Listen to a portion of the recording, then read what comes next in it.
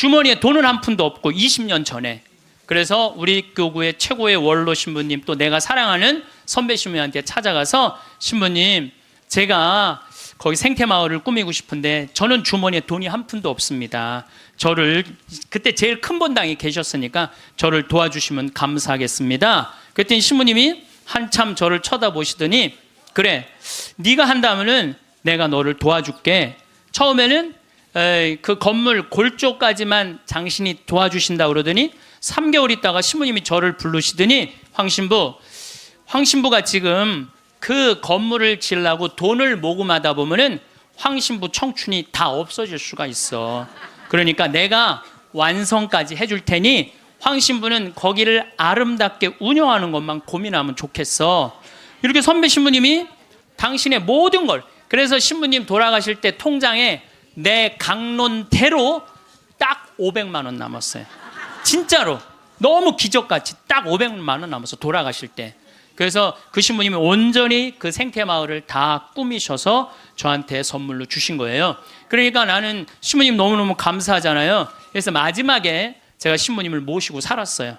황토집을 줘서 신부님 모시고 살았는데 2012년 5월 17일 저녁 8시 17분에 돌아가셨어요. 근데 신부님이 돌아가시기 전에 몇 번 실수를 하셨어요. 근데 저는 신부님이 다리가 이제 불편하니까 제가 마지막에 돌아가는 장면을 다 지켜본 거예요. 다리가 불편하니까 신부님이 거동하는 걸 너무너무 싫어하는 거예요. 그래도 제가 신부님 어떻게 했느냐면, 신부님 움직여야 된다고, 움직이자고. 그래갖고 어떻게 했느냐면은, 나하고 오늘도 부관장 신부가 왔는데, 우리는 매년 부관장 신부가 오잖아요. 나하고 부관장 신부가 양쪽에 신부님 팔을 껴. 그리고 거의 들다시피 해갖고 외식을 나가는 거예요. 들다시피. 그럼 신부님이 앉지도 못하면은 양쪽에서 팔을 끼고 들어서 앉혀요. 그러면은 반쯤 누워서 드시죠. 반쯤 누워서 드시는데도 계속 끝까지. 근데 신부님이 마지막에 87살이 되고 마지막 이가 다 다르니까 어떻게 해결을 해드릴 수가 없더라고요. 그러니까 이제 잇몸까지 이제 달아서 이제 없어지는 거죠. 그래, 당신이 몇 번 실수를 하셨어요.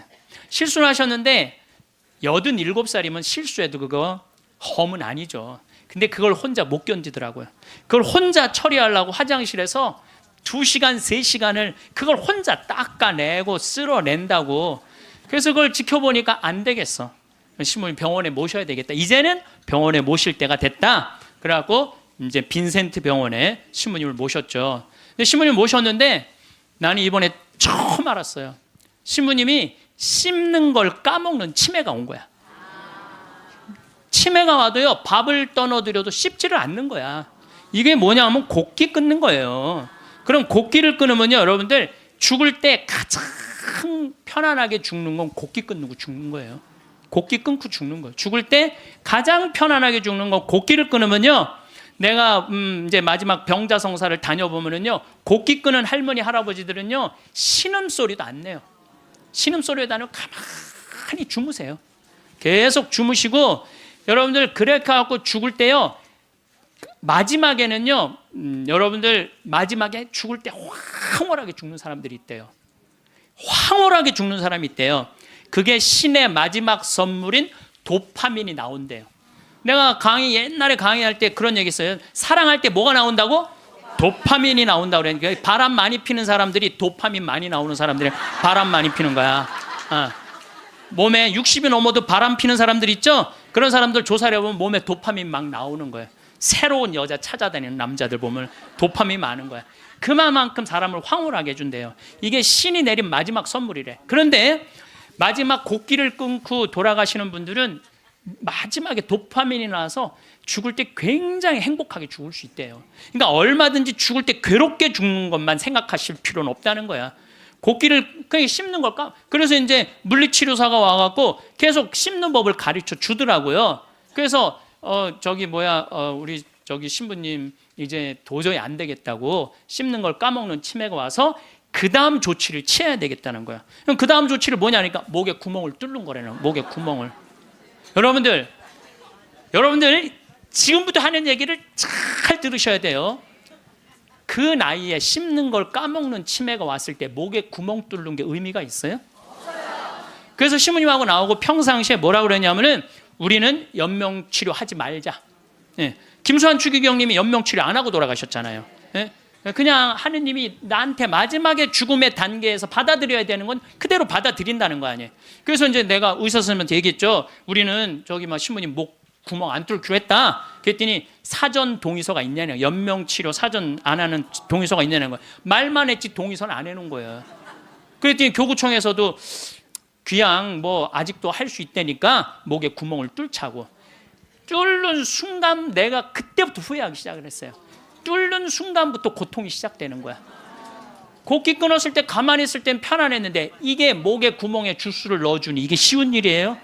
잘못 넣으면 석션을 해야 되고 주사기로 다시 넣었다 뺐다 폐렴이 걸리고 먹으면 또 어떻게 해야 돼? 싸야 되고. 여러분들 아무 의미가 없는 거예요. 우리 어머니 친구는 2년째 목 구멍 뚫고 이러고 있대요. 2년째 목에 구멍을 뚫고 계속 주스만 받아먹고 누워 있다는 거야. 그래서 여러분들 마지막에 그 돈 아까워서 못 쓰는 할머니들이요 마지막에요 병원비로 다 쓰고 죽는다는 거. 병원비로 그 돈을 마지막에 다 쓰고. 우리나라 마지막 의료비 중에 20%가 마지막 15만 명 죽는 할머니 할아버지들이 쓰고 가는 돈이야. 10일 사이에 연명치료 때 다 들어가는 거 그 돈이. 그러니까 여러분들은 굳이 연명치료 하겠다고 그 마지막에 90살에 3개월 늘려서 뭐 하려고. 마지막에 90살에 3개월 늘려서 뭐 하려고. 마지막 왜 이렇게 고통스럽게 죽어요. 그래서 여러분들은 절대 목에 구멍 뚫지 마세요. 연명치료하지 마세요. 영국 이코노미스트지에서 발음이 잘 안 나오네. 이코노미스트지에서 죽음의 질을 조사했는데 우리나라가 꼴찌예요. 한국인이 가장 준비 없이 혼란스럽고 많은 고통을 받고 가장 많은 비용을 쓰면서 가장 불행하게 죽어간대요. 한국 사람들이. 이게 딱 맞는 얘기야. 제가 지금 장장 9시간에 걸쳐서 죽음에 대한 얘기를 하죠. 근데 왜 우리는 죽음의 준비가 없이 혼란스러우냐. 끝까지 안 죽으려고 그래요. 끝까지. 죽음 이후의 세계를 바라지 않기 때문에. 우리나라는 여러분들 터키 사람들은 천당 간다고 믿는 비율이 95%라고 제가 얘기했잖아요. 근데 우리나라 사람은 천당 간다고 믿는 비율이 49%밖에 안 되는 거예요. 그러니까 어떻게 해서든지 수단과 방법을 가리지 않고 끝까지 살려고 노력을 하는 거야. 그러니까 죽을 때 준비가 없는 거예요. 죽음을 받아들이지 않은 거야. 혼란스러운 거야. 혼란스러운 거야. 내가 천국에 갈지 지옥에 갈지 이게 확신이 없으니까 혼란스럽고 가장 많은 고통을 받아요. 끝까지 약을 투여하니까 고통을 겪는 거예요. 고통을 많이 받고 가장 많은 비용을 써. 이 서양 사람들, 영국 사람들 보면은요, 죽을 때가 되면은요, 받아들이는 요즘 그런 문화가 참. 그래서 참 안타까운 거는 미국의 대학은 죽음이라는 과목을 강의를 해요. 대학에서 아예 죽음이라는 것을. 여러분들 우리가 인생의 가장 큰 숙제 중에 하나가 뭘까요? 죽음이에요. 근데 거기에 대해서 우리는 아는 게 하나도 없어. 그냥 안 죽으려고만 그래. 아는 거 없이 안 죽으려고만. 죽음학이라는 게 있다니. 죽음학이라는 게. 그래서 나는 우리나라 적어도 대학 정도면 죽음학을 가르쳐야 된다고 생각을 해요. 죽음에 대해서. 그러니까 가장 불행하게 죽어가네. 1년에 우리나라가 25만 명이 죽는데 15만 명이 아무 희망도 없는 연명치료 10일 동안을 한다는 거예요. 마지막에 하다가 고통스럽게 죽는다는 거예요. 아까도 말씀드렸지만 10일 동안 국민 의료 재정의 20%를 날려버리는 거예요. 10일 동안 국민 재정의 20%를 다 쓰고 죽는 거예요. 죽기 전에. 본인도 괴롭고 남아있는 자식도 괴롭긴 마찬가지라는 거죠. 여러분들 자식들 쓸 돈까지 쓰고 죽지 마세요. 그래서 존엄사 선언서가 이제는 우리나라가 됐어요. 그전에는 그게 살인이다 이런데 이제는 됐어요. 이 존엄사 선언서를 읽어 드릴 테니까 나도 이걸 쓰고 죽어야 써 놓으세요. 아예. 평화방송에서 자막에 내보내세요. 받아 적게. 존엄사 선언서. 나는 내가 불치병에 걸렸을 때나 사망의 시기가 가까워지고 있는 경우를 대비해서 나의 가족과 친척 및 나를 치료하고 있는 의료인들에게 다음과 같은 희망을 남깁니다. 이 선언서는 나의 정신이 건강한 상태에 있을 때 작성했음을 밝힙니다. 또한 나의 정신이 건강한 상태에 있을 때 내 스스로가 이것을 파기하든지 또는 철회하는 내용의 문서를 작성하지 않는 한 유효함을 밝힙니다. 1. 나의 병이 현재의 의학으로는 불치의 상태이고 이미 사망 시기가 가까워지고 있다고 진단된 경우에는 헛되게 사망 시기를 연장시키는 일체 행위를 거절합니다. 그러니까 이제 마지막에 여러분들 완전히 노안으로 죽을 때는요, 저 니마 그 강을 건너지 마오에 병원에 가도 의사가 뭐라 그래요? 약을 먹어도 소용이 없대잖아요. 약을 먹어도 소용이 없을 때 굳이 막 바늘 꽂고 막 그럴 필요가 하나도 없다는 거예요. 그게 여러분들 마지막에 얼마나 괴로운지 몰라요. 제가 마지막에 괴롭게 죽는 분들을 너무 많이 봤거든.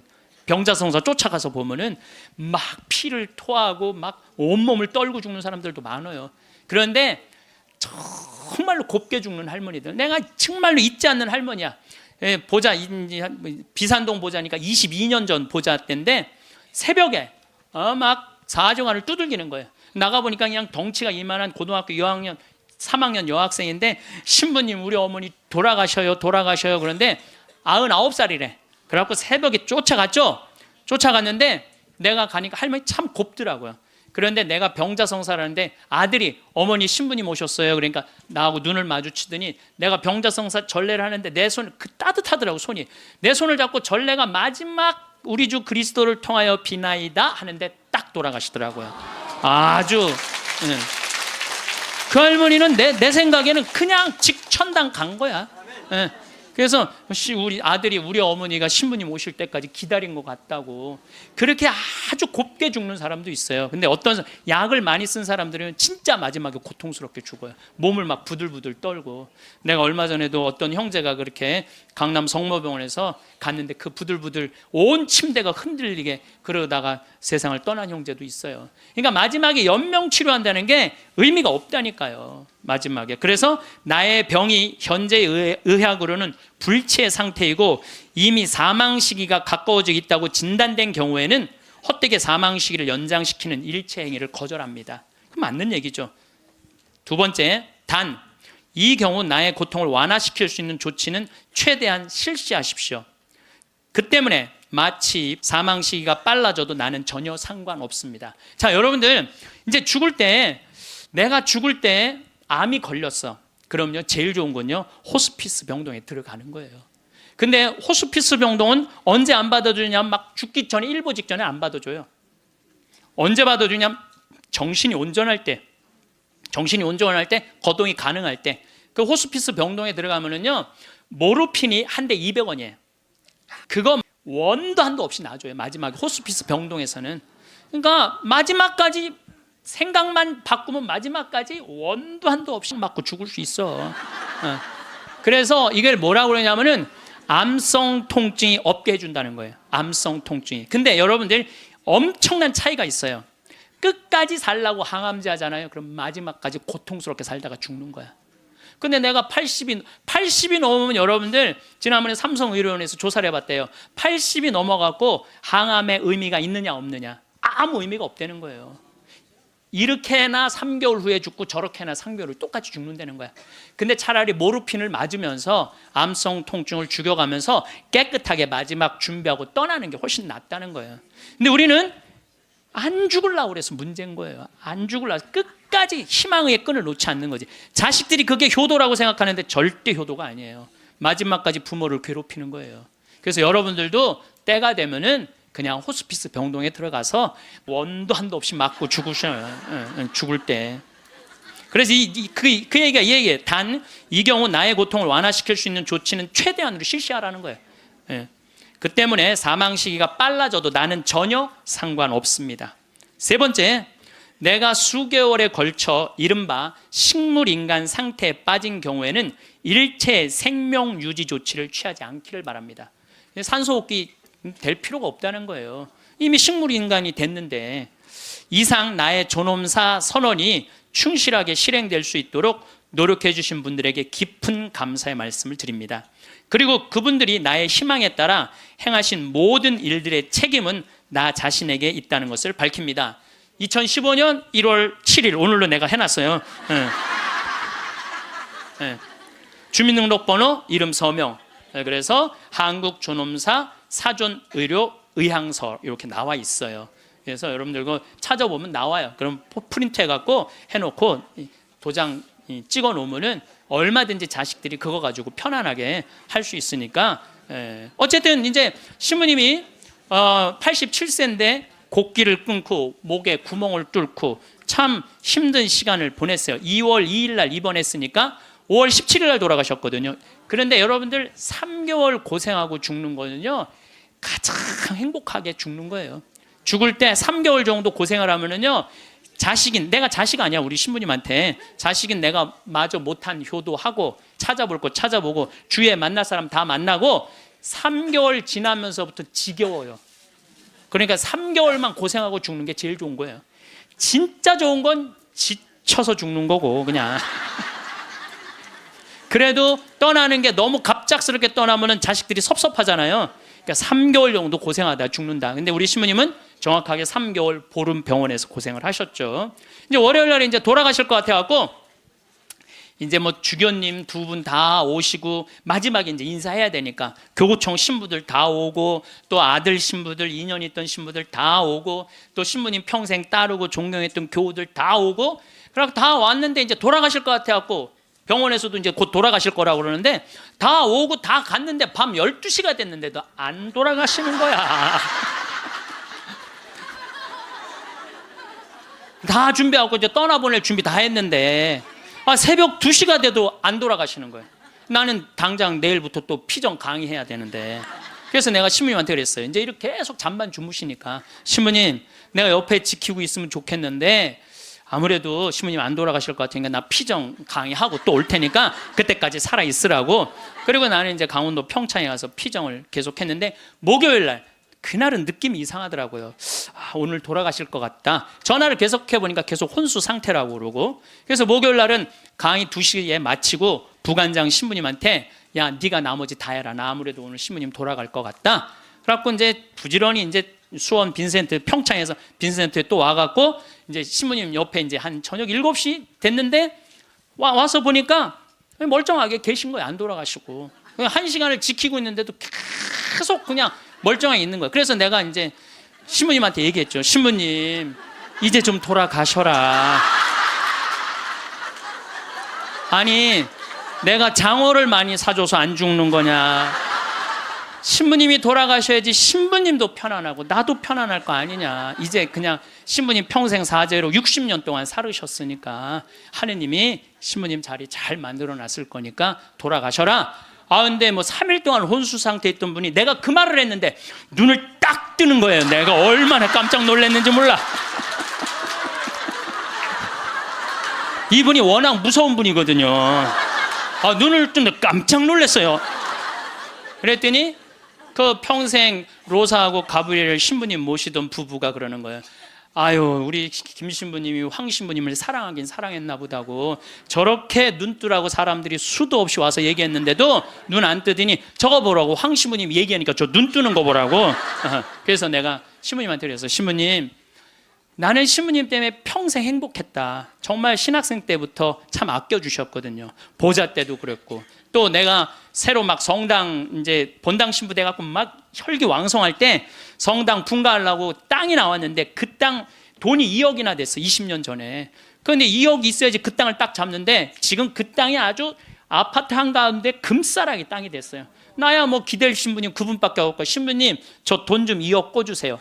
그분이요 단 1초도 안 걸리고 내려와. 이마만큼 아끼고 사랑해 주셔서 나한테 얼마나 고마운 분이에요, 평생. 그래서 내가 신부님한테, 신부님 내 평생 내 바람막이고 내 의지가 됐는데 너무너무 고맙다고. 그리고 신부님 오늘 내가 다 오라고 그랬거든. 신부님 친한 그 사랑했던 분들, 교우들 다 저 눈 좀 마주치라고 다. 그랬더니 내가 시키는 대로 눈을 다 마주치더라고요.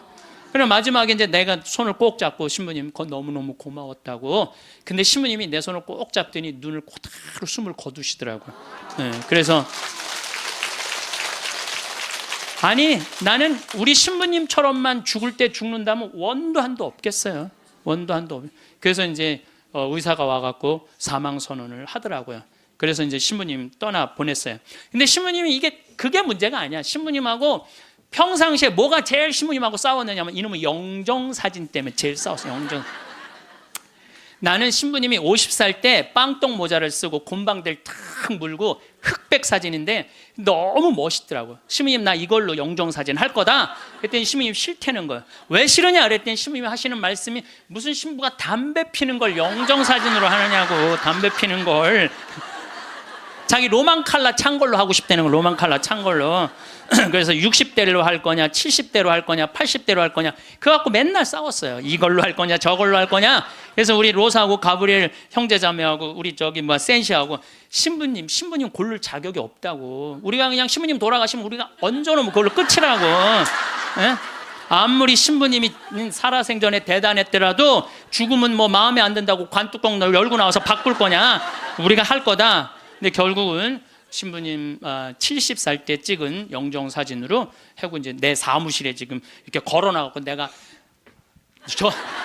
저 퇴근합니다. 그리고 요즘도 그렇게 했는데 우리가 영정사진도 문제예요. 여기 계신 여러분들 영정사진 제대로 준비하는 사람 없어요.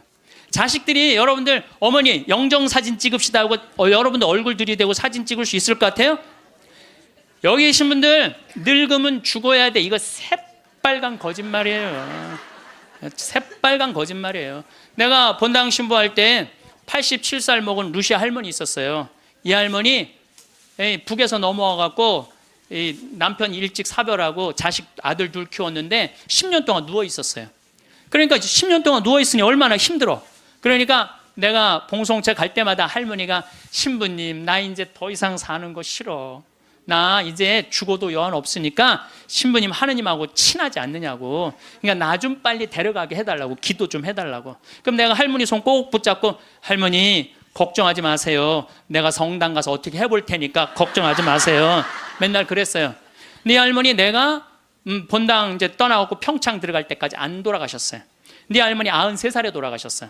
근데 그 아들하고 며느리가 마지막에 이제 나한테 와서 어머니 돌아가셨다고 인사 보고하러 왔는데 그 며느리가 정말로 기가 막힌 얘기를 하더라고요. 신부님 우리 어머니가 맨날 나 데려가게 해달라고 나 빨리 죽고 싶다고 새빨간 거짓말이었다는 거예요. 왜 그러냐 그러니까 93살에 혼수 상태가 돼갖고 이제 분당에 있는 재생병원에 입원을 시켰대요. 그러니까 이제 그 며느리가 성가대원을 했었는데 성가대원들이 위로를 온 거야. 그러니까 이제 기도를 해주면서 그 안젤라라는 자매가 그 며느리한테 그랬다는 거예요. 아 이제 이번에는 돌아갔으면 좋겠다고. 이제 할머니 혼수 상태에 있는데 이번엔 돌아가셨으면 좋겠다. 그만 자매님 괴롭히고. 그리고 위로를 하고 갔대요. 근데 이 할머니가 혼수 상태에서 깨어나서 첫 마디가 뭔지 알아요? 안젤라 전현 만나지 말아라. 이게 첫 마디야. 이게 첫 마디.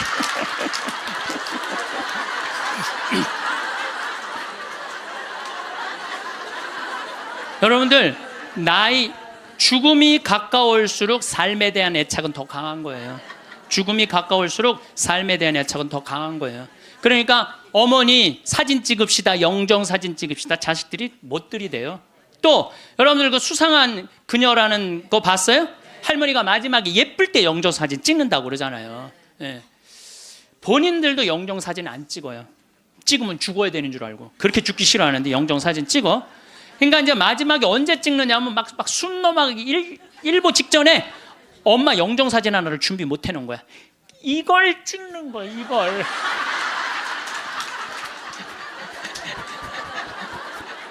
그래갖고 내가 조문을 가보잖아요. 그러면 머리 하얗고 다 이런 사진만 있어요. 안 그래도 슬픈데 이러고 있으면 더 슬프죠. 얼마나 고생을 하고 죽었길래 저러게 하고 저러고 죽나. 여러분들 영정사진도요 제일 예뻤을 때 찍어 놓으세요. 지금도 보면 다 이뻐요. 지금 보면 다 이뻐. 그럼 예쁘게 화장도 하고 곱게 해서 뭐 머리가 하얀 분은 꽃모자 쓰면 되잖아. 꽃모자 딱 쓰고 얼마나 좋아요. 여기 어르신 남자 어르신 분들도 집에 가서 40대 50대 한번 사진 보세요. 이야 내가 이렇게 잘생길 때가 있었나. 그 사진으로 하세요. 보세요. 수상한 그녀에서 그 나문희 씨가 이런 말을 해요. 내가 그래도 이쁜 얼굴로 할 때 자식들이 제사할 때 봐도 이쁜 얼굴로 보면 기분 좋다는 거죠. 근데 제사할 때 몇 년 할 건데 그냥 이런 걸로 제사를 할 때 그렇게 해요. 나는 장례 미사 때 성가도 마음에 안 들어. 성가도 너무 슬퍼. 뭐 죽는 게 뭐 이렇게 슬프다고. 그래서 나는 장례 미사 때 난 성가 난 다 정해놨어요. 아예 성가 번호 못 정하게 내가 정해놨는데, 나는 처음 성당 나가서 배운 성가가 주날개밋이에요. 나 그 입당 성가로 정해놨어요. 주날개밋 내가 편히 쉬리라, 어두운 이 밤에 바람 부나 아버지께서 날 지켜주시니 겁내지 않고 잘 쉬리로다. 주날개밋 즐겁도다, 그 사랑 끊을 자니뇨. 주날개밋 쉬는 내 영혼 영원히 살게 되리라. 영원히 살게 된대잖아요. 얼마나 좋아. 입당성가. 봉헌성가는 내가 성모님을 참 좋아해. 사실 난 중학교 때 성모님 싫어했어요. 왜 싫어했냐면 학교만 가면 교회 다니는 애들이 니네는 마리아 교다고 말이 얼마나 싸움을 걸어오는지 성당 가서 성모님 째려보면서 아유, 내 저 성모님만 없으면 애들한테 괴롭히면 안 당하는데 내가 맨날 이랬어요. 근데 고등학교 때부터 성모님이 너무너무 좋은 거야. 이야, 세상에 이런 아름다운 분이 있구나. 여러분들, 우리 지금 새로운 보좌 신부님이 기가 막힌 강론을 며칠 전에 하셨어요.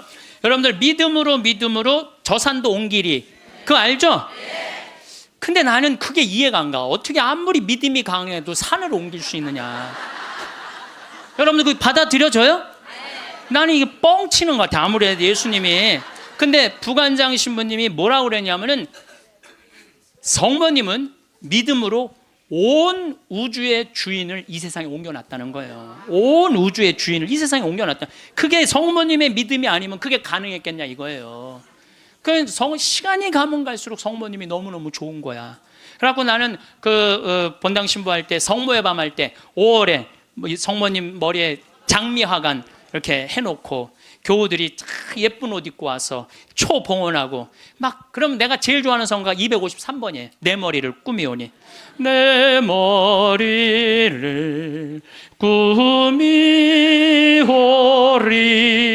장미화와 백화파로 유향연기 피우오리 마리아여 내 주 위에. 얼마나 좋아요. 그래서 나는 이 성가는 내 장례 때 봉헌성가야. 네, 내 봉헌성가 성모님한테 봉헌하고. 그 다음에 그 성체성가는 내가 그래도 신학교 다닐 때 목소리가 커갖고, 노래를 잘해서가 아니라 목소리가 커갖고 신학교 축제 때 독창을 많이 했어요. 그때 내가 늘 즐겨 부르던 노래가 시 프랭크의 파니스 안젤리쿠스예요. 파니스 안젤리쿠스 피 파니스 미눔. 이건데 이건 일반인이 못 불러, 음이 높아갖고. 그래서 난 죽을 때 아예 성악가 한 놈을 사놓고 죽을 거야. 아예. 야, 너 나 죽으면 꼭 가서 불러라. 아예 돈을 줘놓고. 예. 퇴장성가는 내 한평생을 예수님 안에 내 온전하게 그 말씀 안에 내 결코 뒤를 바라봄 없이 그분만을 따릅니다. 얼마나 좋아, 한평생 예수님 따른다는 거. 나는 내 장례 때 이런 성가 울려 퍼지는 거 원하지 않아요. 오늘 이 세상 떠난 이 영혼 보소서, 이런 거 원하지 않아. 내가 뭐 죽으러 가?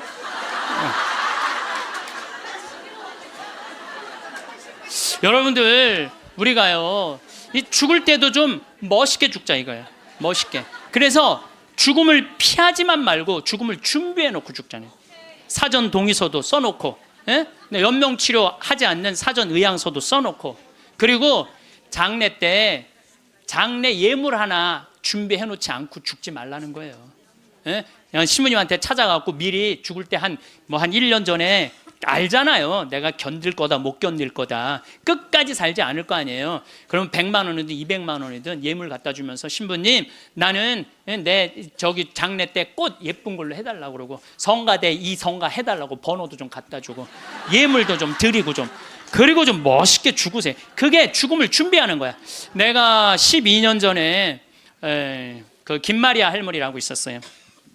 폐암으로 86세에 돌아가셨는데 병자성사를 청하더라고요. 가보니까 할머니가 그러는 거예요. 신부님, 머리맡에 저 봉투 좀 꺼내보라는 거예요. 꺼내보니까 4천만 원이 들어있어요. 할머니, 이게 뭐냐고 그러니까, 신부님, 내가 평생을 살면서 40의 과부가 되었고 자식을 6을 키웠대요. 그야말로 뼈가 빠지게 살았대요. 뼈가 빠지게. 근데 신부님이, 본당 신부님이 딱 오시더니 누가 고생만 하다 죽으라고 그랬느냐고. 예수님이 그런 적 한 번도 없다고. 예수님은 맨날 먹고 마시고 노는 게 일이었다고. 성서에 그 말이 나와요. 저 사람은 맨날 먹고 마시고 논다, 이게 성서에 나온다니까요. 아시죠? 네, 그게 일이었던 분이야. 근데 우리는 왜 뼈가 빠지게 고생만 해야 돼? 우리도 예수님 닮으려면 먹고 마시고 놀아야지. 그래갖고 내가 성당 본당 신부할 때 할머니 할아버지들한테 그랬어요. 할머니 할아버지들, 우리 제주도 여행 가자. 자기 돈으로 돼갖고 여행을 안 가면 누가 돼서 가야 돼? 자식들이 돼야 되잖아요. 근데 누가 늙은 엄마 데리고 제주도 여행을 가요? 신혼여행이나 가지. 그래갖고 돈 걱정하지 말아라. 여기 헌금봉투에 돈 많다. 이걸 가지고 가자. 그래갖고 성당 예산으로 할머니 할아버지 200명 데리고 제주도를 4박 5일 갔었어요. 그런데 딱 비행기를 탔는데 그 기장님이 딱 능평성당 노인대학, 대건 노인대학 할머니 할아버지들 환영합니다. 즐거운 여행 되십시오. 할머니들이 깜짝 놀라는, 이게 뭔 소린가. 평생 그런 대우를 받아봐요. 비행기 기장님이 여행 잘하시라고 그러니. 그리고 이제 마라도를 가는데 그날따라 날치가 날아가는데 막 30m씩 날치가 날아가는데 막 기가 막힌 거예요. 그러니 이 할머니들이 신부님이 손잡고 회 먹으러 가지, 배 타러 가지, 얼마나 신나요. 그러면서 그 할머니, 마리아 할머니가 그래요. 내 평생 신부님하고 산 3년처럼 행복했던 적은 없다는 거예요. 신부님이 청와대도 데리고 가고, 청와대도 여러분들, 청와대도 신청만 하면 다 들어갈 수 있어요. 청와대도 신청만 하면 다 들어가. 그 다음에 강원도 생태마을은 내가 그 주인이니까 맨날 3박 4일씩 할머니들 데려와서 놀고 래프팅 태워주고. 그러니까 자기는 그 3년 동안 사는 게 인생에 그렇게 행복했을 적이 없었다는 거야. 정말 성당 가는 게 소풍 가는 기분이었대, 매일매일. 근데 신부님 말대로 내가, 할머니가 돈이 많았는데 쓸 줄을 몰랐던 거야. 돈이 많았는데 이 2천만 원은 어려운 이웃한테 도와주면 좋겠다. 그래서 내가 그 영월에 도와주는 저기 보육시설이 있어요. 거기 갖다 주고, 신부님 2천만 원은 신부님 미사 드릴 때 성작은 꼭 내가 봉헌한 걸로 하고 싶다는 거야. 새로 성당이 신설 성당이니까 참 할머니가 똑똑하기도 해요. 그래갖고 이제 그걸 이제 해갖고 이제 성작하고 성합하고 해서 아주 좋은 걸로 했죠. 이 1,000만 원은 뭐냐 그러니까 신부님이 이거는 자기 미사 예물이라는, 나 죽으면은 나를 위해서 미사 드려달라는 거야. 내가 그 할머니 1년에 300번 거의 미사 드려줬어요. 거의 한 5년 동안에 매일 그렇게 드려줬고, 요즘도 1년에 30번 해요. 여러분들 자식이 여러분들 1년에 여러분들 위해서 30번 위령 미사 낼 것 같아요? 그러니까 나한테 갖고 오라고.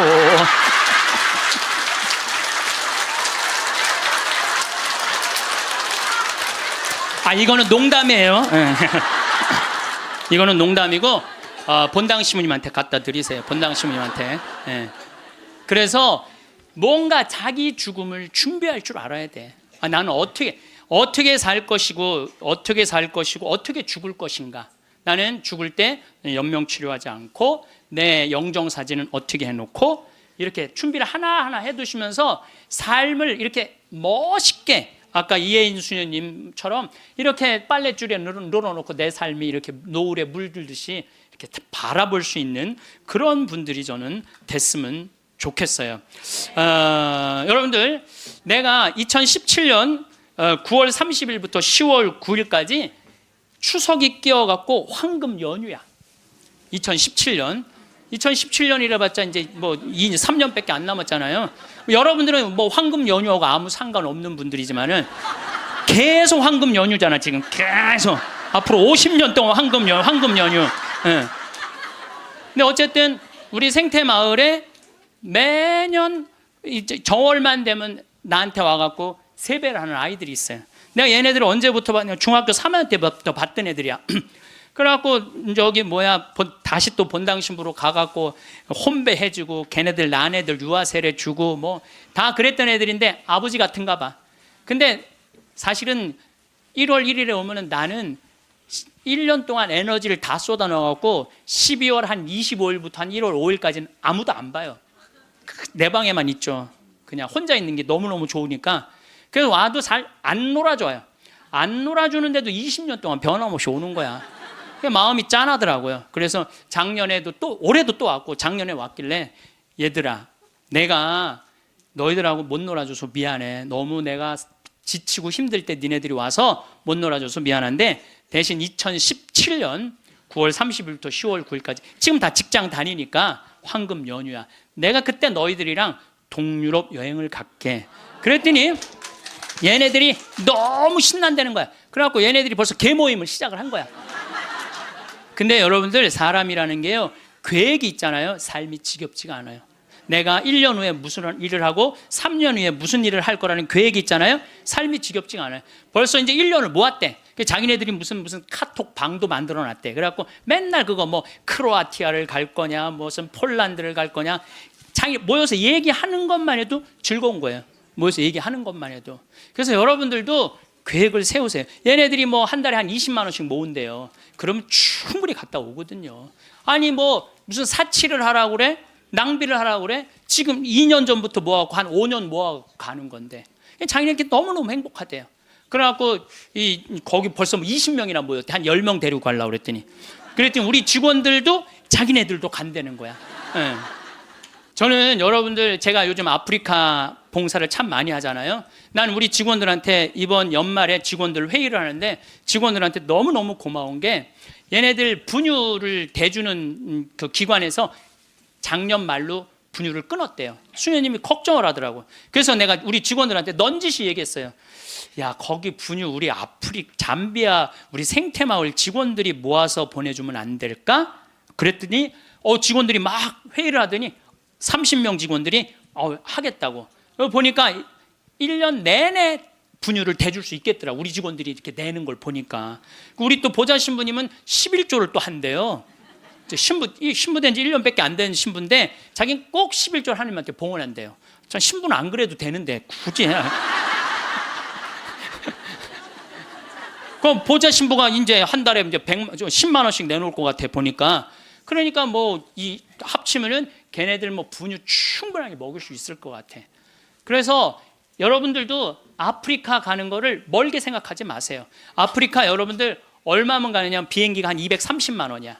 그리고 여러분들 한 달에 30만 원이면 여러분들 먹는 거 충분히 떨어져요. 30만 원만. 그럼 230만 원에 30만 원이면 360만 원 아니에요. 그렇죠? 600만 원. 그리고 400만 원은 거기다 주고 1000만 원만 있어도 아프리카 1년 갔다 올 수 있어요. 거기 가면 여러분들 할 일 너무너무 많아요. 지금 옥수수가 막 자란대. 풀도 뽑고 또 애들도 씻겨주고 병원 청소도 해주고, 또 내가 이제 이번 여름에 대학생 40명을 데리고 아프리카에 갈 거예요. 여러분들 자녀들 또 이 방송을 보는 분들 중에서 원한다면 아프리카 우리 생태마을로 자원해 주세요. 그리고 이번에는 가갖고 우리 문화교류도 할 거야. 또 안과 선생님 많이 필요해요. 안과 선생님들도 있으면 자원을 해주면은 여러분들 가갖고 1년 아프리카, 여러분들 생각 60살 되면요, 제가 얘기했잖아요. 이 0.7년 곱하면 6, 7이 42야. 42살이야. 42살에 한국에서 그냥 이 1년 1,000만 원 써요. 1년 1,000만 원 쓰신다니까. 그러니까 그거 가지고 내 생각에는 아프리카 가서 1년 동안 봉사활동 하고 오잖아요. 여러분들 삶이 달라져요. 완전히 달라진다는 내가 확신합니다. 남을 위해서 한번 인생을 살아보잖아요. 남을 위해서 사는 것처럼 의미가 있는 게, 내가 그 치과 의사 선생님들이 사실은 일주일을 비우면은요, 치과는 돈이 얼마야. 근데 첫 해는 두 분을 데리고 갔는데 조금 좀 미안하더라고요. 근데 둘째 데리고 갔는데 자기네들이 너무 행복해하는 거야. 근데 지난 월요일 날 그 선생님들 모였는데 더 많이 끌어모았고 간다는 거예요. 막 가슴이 설렌다는 거예요. 자기네들 한 달에 한 주면 2천만 원, 3천만 원 돈을 못 버는 건데 막 설렌다는 거예요. 남을 도와주고 어려운 사람을 위해서 자기가 무언가 할 수 있다는 건요, 인생이 즐거운 거야. 여러분들 이 세상 살면서 나만을 위해서 살다 가면 그 얼마나 어리석은 일이에요.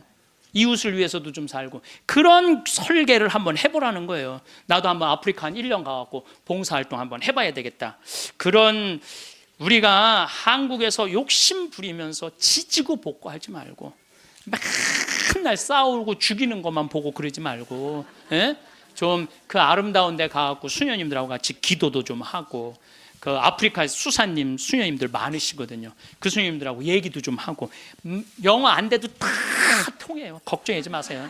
말 안 해도 다 통하니까 걱정하지 마시고, 내가 한번 그런 도전을 해보면은요, 사는 게 즐거울 거야. 근데 그냥 오늘이 저날이고 저날이 이날이고 이런 사람들은요, 사는 게 너무너무 재미없어요. 우리는 모두 시간 속을 걷는 여행자와 같습니다. 태어나던 그 순간부터 지금 이 자리에 이르기까지 셀 수 없이 많은 풍경을 지나왔습니다. 때로는 꽃이 만발한 봄날의 언덕을 지나며 미소 지었고, 때로는 비바람 몰아치는 겨울 들판에서 고개를 숙이며 걸었습니다. 기쁜 날도 있었고 눈물 찢던 날도 있었습니다. 웃음으로 시작된 아침도 있었고 한숨으로 마무리된 저녁도 있었습니다. 그런데 신기한 것은 그 모든 순간들이 사라지지 않고 우리 안에 켜켜이 쌓여 지금의 우리를 만들었다는 사실입니다. 마치 나무의 나이테처럼 해마다 새로운 층이 더해져 더욱 단단하고 깊이 있는 존재로 성장해 온 것입니다. 어린 시절의 순수함도, 청춘의 열정도, 중년의 깊이도, 그리고 지금 이 순간의 지혜도 모두 우리를 구성하는 소중한 조각들입니다. 삶이란 이처럼 한 걸음 한 걸음 나아가며 자신만의 지도를 완성해가는 과정입니다. 누구나 처음에는 백지 상태의 지도를 들고 출발합니다. 그리고 걸어가며 하나씩 길을 그려 넣습니다. 여기서 넘어졌던 돌부리도 표시하고 저기서 만났던 아름다운 꽃밭도 그려 넣습니다. 때로는 길이 보이지 않아 막막하고, 때로는 험한 산을 만나 숨이 차오르기도 합니다. 갈림길에서 어느 쪽으로 가야 할지 몰라 한참을 서성이기도 하고, 잘못된 길로 접어들어 되돌아가야 하는 고생을 하기도 합니다. 하지만 돌아보면 그 모든 길이 지금의 나를 잇게 한 소중한 발자취입니다. 평탄했던 길에서는 여유를 배웠고, 험했던 길에서는 인내를 익혔습니다. 혼자 걸었던 길에서는 자립심을 기르고, 누군가와 함께 걸었던 길에서는 동행의 소중함을 깨달았습니다. 우리가 지나온 모든 길에는 저마다의 의의와 가르침이 숨어 있었던 것입니다. 우리는 삶의 끝자락에 대해 이야기하는 것을 종종 주저합니다. 마치 입에 올리면 정말로 현실이 될 것처럼 애써 외면하기도 합니다. 죽음이라는 단어 자체를 금기시하며 그 주제를 꺼내는 것만으로도 불길하다고 여기는 문화 속에 살고 있습니다. 하지만 이런 회피는 오히려 우리로 하여금 삶을 더욱 피상적으로 살게 만들 수 있습니다. 해가 뜨면 반드시 지는 것이 자연의 이치이듯 우리의 삶도 시작이 있었기에 끝이 있는 법입니다. 봄이 오면 여름이 오고, 가을이 지나면 겨울이 오는 것처럼 삶과 죽음은 자연스러운 순환의 일부입니다. 끝을 생각하는 것은 결코 어두운 일이 아닙니다. 오히려 삶을 더욱 깊이 있고 풍요롭게 만드는 지혜가 될 수 있습니다. 우리가 여행의 마지막 목적지를 알 때 남은 여정을 더욱 소중히 여기고 알차게 채워나갈 수 있는 것과 같습니다. 무한정 시간이 있다고 생각하면 오늘을 소홀히 하기 쉽지만, 시간의 유한함을 깨달으면 매 순간이 더욱 선명하고 의미 있게 다가옵니다. 삶의 마무리를 생각하는 것은 지금 이 순간을 어떻게 살아갈 것인가에 대한 가장 진지한 질문을 스스로에게 던지는 일입니다. 철학자들이 메멘토 모리미멘투, 즉 죽음을 기억하라고 했던 것도 같은 맥락입니다. 이는 죽음에 대한 공포를 조장하려는 것이 아니라 죽음을 의식함으로써 삶을 더욱 진지하고 의미 있게 살라는 가르침이었습니다. 우리의 시간이 무한하지 않다는 것을 인정할 때 비로소 지금 이 순간의 소중함을 제대로 깨달을 수 있습니다. 아름다운 마무리는 어느 날 갑자기 찾아오는 것이 아닙니다. 그것은 하루하루의 삶이 쌓여 만들어지는 결과물입니다. 마치 정원을 가꾸는 것과 같습니다. 매일 물을 주고 잡초를 뽑고 정성껏 돌본 정원만이 아름다운 꽃을 피울 수 있습니다. 하루 이틀 소홀히 해도 당장 눈에 띄지 않지만 시간이 지나면 그 차이는 분명히 드러납니다. 우리의 삶도 마찬가지입니다. 오늘 하루를 어떻게 보내는가, 주변 사람들에게 어떤 말을 건네는가, 세상을 어떤 눈으로 바라보는가, 어려운 상황에서 어떤 선택을 하는가. 이 모든 작은 일들이 모여 인생의 마지막 풍경을 결정합니다. 친절한 말 한마디, 따뜻한 미소 하나, 도움의 손길 하나가 모두 우리 삶에 높이는 벽돌과 같습니다. 잘 마무리된 삶은 마지막 순간에 이르러서야 급하게 준비하는 것이 아니라 살아온 날들 속에서 이미 완성되어 가는 것입니다. 매일 아침 일어나 감사 인사를 드리고 가족에게 사랑한다는 말을 전하고 이웃에게 안부를 묻고 자연의 아름다움에 감탄하는 것. 이런 소소한 일상들이 쌓여서 삶의 마지막 장면을 아름답게 장식하게 됩니다. 또한 실수했을 때는 진심으로 사과하고 상처받은 마음은 치유하려 노력하고 갈등은 화해로 풀어나가려는 자세도 중요합니다. 미움보다는 용서를, 원망보다는 이해를, 비판보다는 격려를 선택하는 하루하루가 모여 우리 삶의 마지막을 평안하게 만들어갑니다. 우리는 살아가면서 참 많은 것을 쌓아갑니다. 재물, 명예, 지식, 경력, 유물들, 이런 것들을 얻기 위해 많은 시간과 에너지를 투자합니다. 때로는 이런 것들이 삶의 전부인 것처럼 착각하기도 합니다. 하지만 삶의 마지막 순간에 우리가 진정으로 가져갈 수 있는 것은 무엇일까요? 아마도 그것은 눈에 보이는 것들이 아닐 것입니다. 통장의 숫자도, 명함의 직함도, 집의 평수도 모두 남겨두고 떠나야 합니다. 우리가 진정으로 가져갈 수 있는 것은 우리가 사랑하는 사람들과 나눈 따뜻한 기억, 우리가 누군가에게 베푼 작은 친절, 그리고 세상을 향해 보냈던 따뜻한 미소 같은 것들입니다. 아이가 처음 걸음마를 했을 때의 감동, 사랑하는 사람과 함께 본 석양의 아름다움, 힘든 시기에 건네받은 위로의 말, 누군가의 고통을 함께 나누었던 순간들, 이런 것들이야말로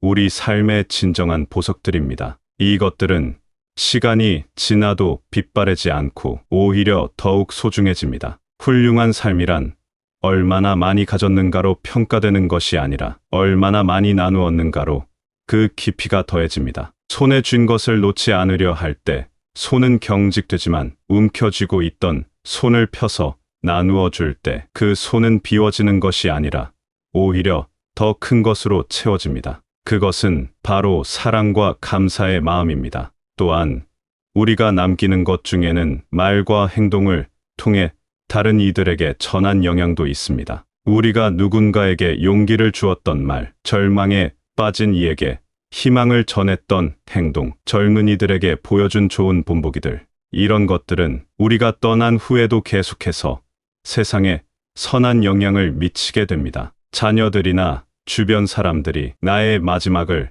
너무 힘들어하지 않았으면 하는 마음 모두가 같을 것입니다. 그러기 위해서는 우리 스스로가 마지막을 준비하는 모습을 보여주는 것이 중요합니다. 이는 죽음을 맞이하는 것에 대한 두려움을 줄이고 남은 이들이 더 평안한 마음으로 이별을 받아들일 수 있게 도와줍니다. 나의 마지막 장례식에서는 너무 슬픈 음악 대신 내가 평소에 좋아했던 밝은 노래가 흘러나왔으면 좋겠다고 이야기해 줄 수 있습니다. 나는 이 세상에 와서 많은 사랑을 받고 많은 기쁨을 누렸으니 너무 슬퍼하지 말고 나와의 좋은 추억들을 기억해 달라는 메시지를 전할 수 있습니다. 영정사진 역시 가장 아름답고 행복했던 시절의 모습으로 미리 골라두는 것은 어떨까요? 병상에서의 힘든 모습보다는 활짝 웃고 있던 건강한 모습으로 기억되고 싶다는 마음을 전할 수 있습니다. 또한 평소 입고 싶었던 옷이나 좋아했던 색깔의 옷으로 마지막 모습을 준비하는 것도 좋은 방법입니다. 이러한 준비는 단순히 장례식의 형식을 정하는 것이 아니라 남은 이들에게 나의 마지막을 어떻게 기억해 주었으면 하는지를 알려주는 따뜻한 배려가 됩니다. 또한 우리 스스로에게는 삶의 마지막 페이지를 내 손으로 직접 쓰는 의미 있는 일이 될 것입니다. 더 나아가 평소에 고마웠던 사람들에게 편지를 미리 써두거나 사랑한다는 말을 더 자주 표현하는 것도 좋습니다. 미안하다, 고맙다, 사랑한다는 말을 아끼지 말고 전하는 것이야말로 가장 큰 유산이 될 수 있습니다. 우리는 때로 지나온 세월을 후회하며 아쉬워하기도 합니다. 그때 다른 선택을 했더라면, 좀 더 용기를 냈더라면, 더 노력했더라면 하는 아쉬움들이 마음을 무겁게 만들기도 합니다. 또 때로는 미래에 대한 걱정으로 잠 못 이루기도 합니다. 앞으로 어떻게 될까? 건강은 괜찮을까? 가족들은 잘 살아갈까?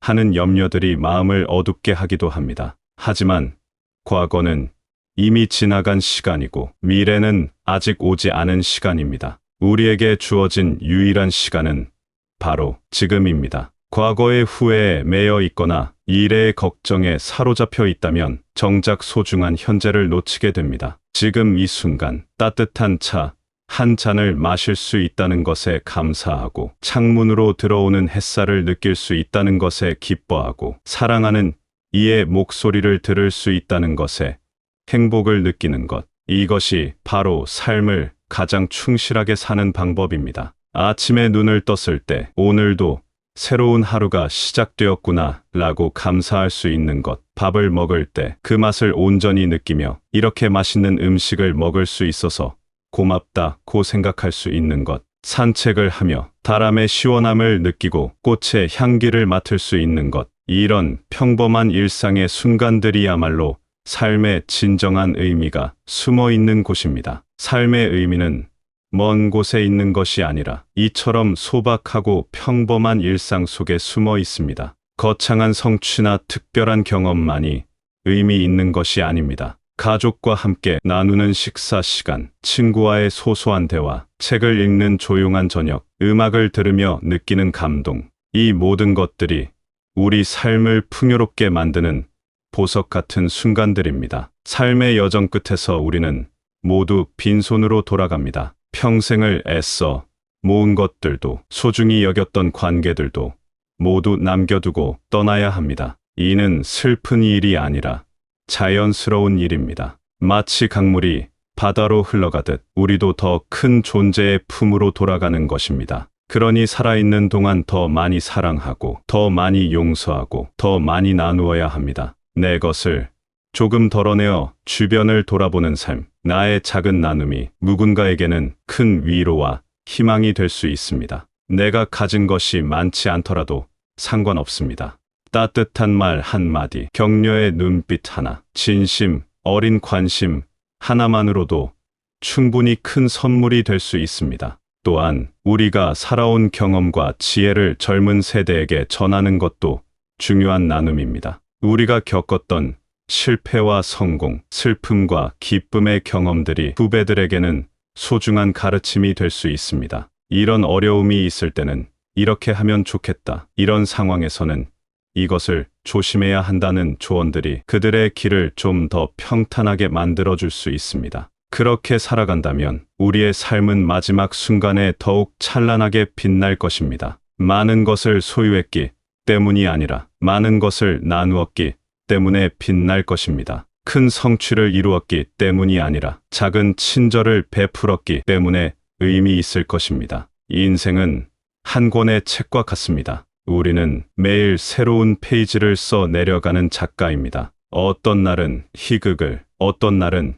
비극을, 어떤 날은 로맨스를, 어떤 날은 모험담을 써 내려갑니다. 때로는 글이 잘 써지지 않아 종이를 구겨버리고 싶을 때도 있고, 때로는 너무나 아름다운 문장이 써져 스스로 감탄할 때도 있습니다. 우리 인생의 책에는 다양한 등장인물들이 나타납니다. 가족, 친구, 동료, 스승들, 때로는 주인공이 되기도 하고, 때로는 조연이 되기도 하며, 때로는 잠깐 스쳐가는 엑스트라가 되기도 합니다. 하지만 모든 역할이 나름의 의미가 있고, 모든 만남이 우리 인생 이야기를 더욱 풍성하게 만들어줍니다. 중요한 것은 마지막 장을 덮는 순간 참 좋은 이야기였다고 말할 수 있는 것입니다. 이는 모든 장이 완벽했다는 뜻이 아닙니다. 슬픈 장도 있었고 실망스러운 장도 있었지만 전체적으로 보았을 때 가슴 따뜻한 이야기였다고 느낄 수 있다면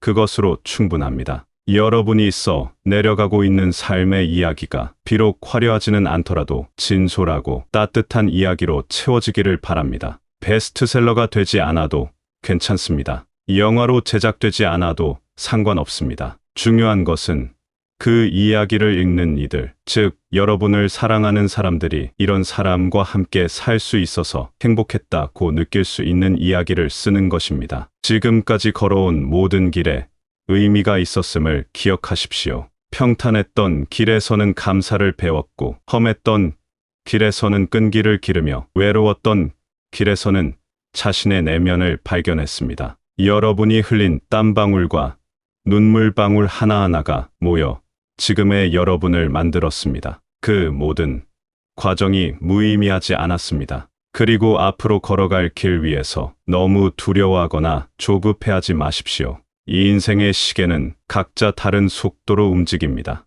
남과 비교하며 초조해할 필요가 없습니다. 그저 오늘 하루 주어진 이 시간을 소중히 여기며 살아가면 됩니다. 오늘 할 수 있는 작은 친절, 오늘 전할 수 있는 따뜻한 말, 오늘 나눌 수 있는 작은 사랑에 집중하십시오. 그렇게 하루하루를 살다 보면 우리의 삶은 어느새 아름다운 작품으로 완성되어 있을 것입니다. 마치 정원사가 매일 조금씩 정성을 기울여 아름다운 정원을 만들어가듯 우리도 매일 조금씩 사랑과 친절을 더해가며 아름다운 인생을 완성해갈 수 있습니다. 살아온 날들을 격려하고 살아갈 날들을 축복합니다. 과거의 실수는 용서하고 현재의 순간은 감사하며 미래의 가능성은 희망을 가지고 바라보십시오. 여러분의 삶이라는 이야기가 마지막 장까지 평온하고 아름답게 쓰여지기를 진심으로 기원합니다. 그리고 언젠가 우리 모두가 시간이라는 강의 끝에 도달했을 때 서로를 향해 말할 수 있기를 바랍니다. 당신과 함께 이 여행을 할 수 있어서 행복했습니다. 당신 덕분에 제 인생이 더욱 풍요로웠습니다. 이보다 더 아름다운 마무리가 있을까요? 삶은 계속됩니다. 우리의 사랑과 친절, 지혜와 경험은 우리를 기억하는 사람들을 통해 계속해서 세상에 전해질 것입니다. 그렇게 우리는 영원히 살아갈 것입니다. 사랑 안에서, 기억 속에서, 그리고 우리가 남긴 선한 영향력 안에서 말입니다.